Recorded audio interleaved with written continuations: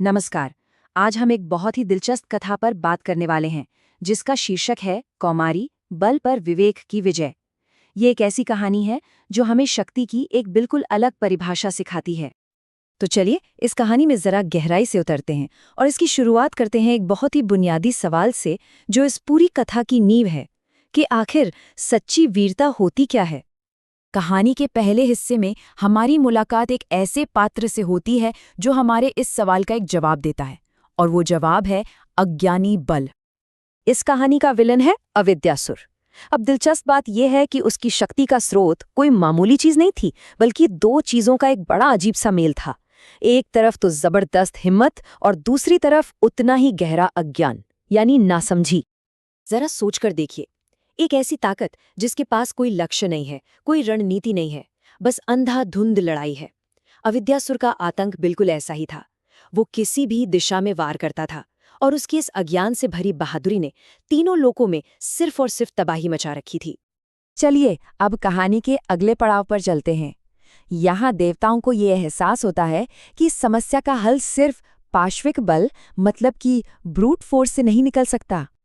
और यही वो सबसे अहम मोड़ था।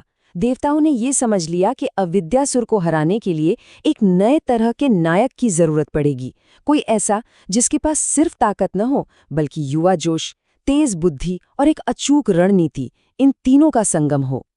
और इसी जरूरत के जवाब में कहानी में आगमन होता है हमारी नायिका का, जो इस संकट का एकमात्र समाधान बनकर आती है। और वो है माँ कौमारी, जो देव सेनापति कार्तिकेय की ही दिव्य ऊर्जा और उनके युद्ध कौशल का एक साक्षात स्वरूप हैं। जरा उनके स्वरूप को देखिए। उनका वाहन मोर, जो सुंदरता और सतर्कता दोनों का प्रतीक है। उनके हाथों में शक्तिशूल जैसे दिव्य अस्त्र हैं, और उनका वो तेजस्वी युवा रूप, वो युवावस्था की ऊर्जा को दिखाता है। ये स्वरूप ही हमें बताता है कि वो केवल शक्ति की नहीं बल्कि बुद्धि और रणनीति की भी देवी हैं।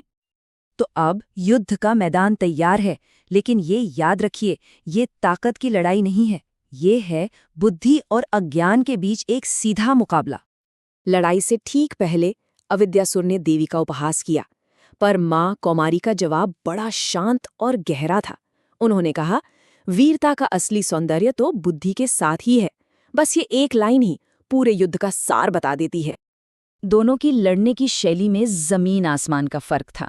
जहां एक तरफ अविद्यासुर आंखें बंद करके अपनी पूरी की पूरी ताकत जोक रहा था, वहीं दूसरी तरफ माँ कौमारी अपनी गति, अपनी फुर्ती और असुर की ही ताकत का इस्तेमाल उसी के खिलाफ कर रही थी। ये बल और बुद्धि का एक लाइव मैच था।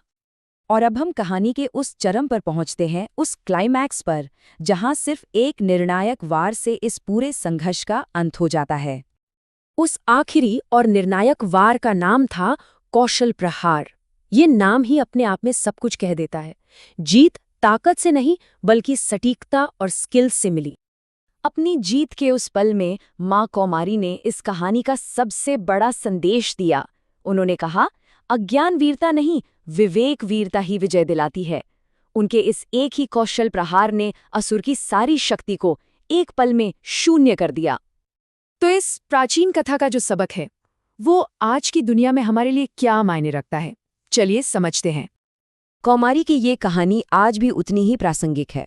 विद्यार्थी उनसे ज्ञान और एकाग्रता मांगते हैं ताकि उनकी मेहनत अविद्यासुर की तरह बेकार न जाए बल्कि सही दिशा में लगे। सैनिक और पुलिसकर्मी उनसे रणनीति और साहस मांगते हैं ताकि बल का प्रयोग विनाश के लिए नहीं बल्कि रक्षा के लिए हो। और नेता उनसे सही निर्णय लेने की क्षमता मांगते हैं। सच तो ये है कि हर वो व्यक्ति जो विवेक से अपने डर पर काबू पाना चाहता है, वो माँ कौमारी से ही प्रेरणा लेता है। और अंत में ये कहानी हमें इस एक शक्तिशाली विचार के साथ छोड़ जाती है कि सच्ची वीरता शरीर के बल में नहीं बल्कि बुद्धि की स्पष्टता में है। वीर वो नहीं जो बलवान है, वीर वो है जो बुद्धिमान है।